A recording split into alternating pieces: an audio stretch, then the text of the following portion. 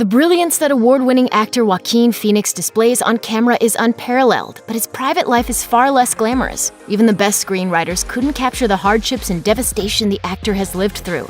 This is his tragic real-life story. Think what you think about me. Hate me or like me, just don't misunderstand me. After spending his formative years in a cult along with his family, details reported Joaquin's parents struggled to provide for their 5 children once they left the sect and moved to LA.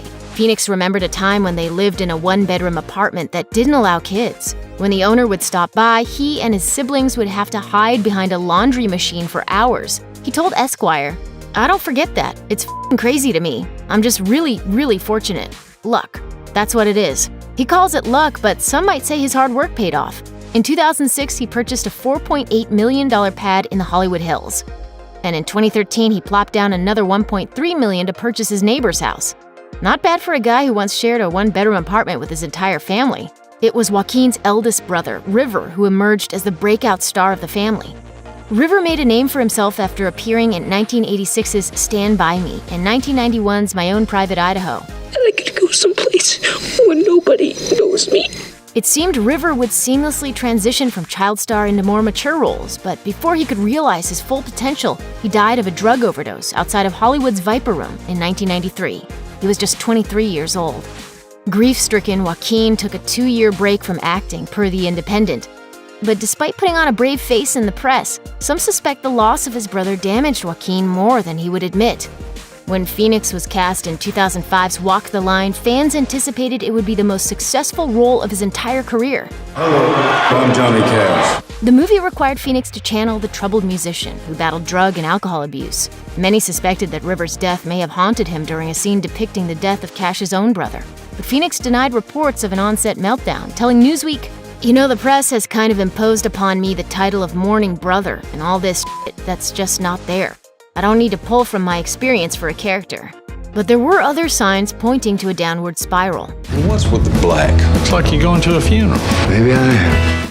It wasn't until after shooting Wrapped that Phoenix realized he had a problem. He told Time Out magazine, "It was then that I became aware of my drinking.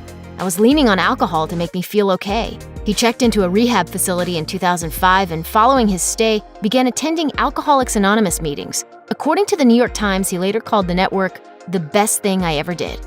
I can't write. I can't breathe. I couldn't remember the reason for living. And when I did, it wasn't convincing. With a decades-long career in the film and television industry, you'd think Phoenix would be as cool as a cucumber in front of the cameras. But he told Interview magazine that he suffers from incredible anxiety, claiming, "They have to put pads in my armpits because I sweat so much. For the first 3 weeks of shooting, I'm just sweating. It's pure anxiety, and I love it."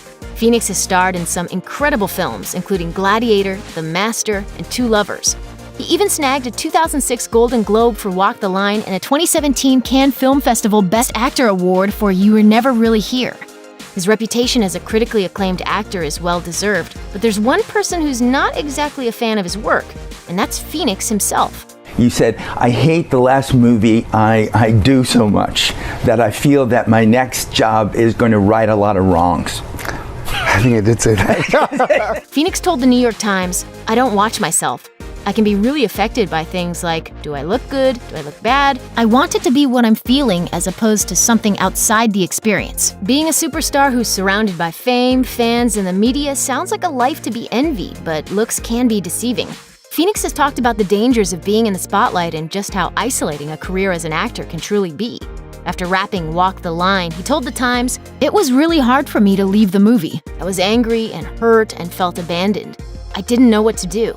Film is never going to live up to the experience that I had, that I felt. But Phoenix may have had a good reason for feeling an emptiness post-filming. Walk the Line director James Mangold told The Times that Phoenix had completely embodied his character for the film. He remembered, "I could shoot Joaquin from the back and without seeing his face, you would be able to tell what he was feeling. He never impersonated Johnny Cash. He became him."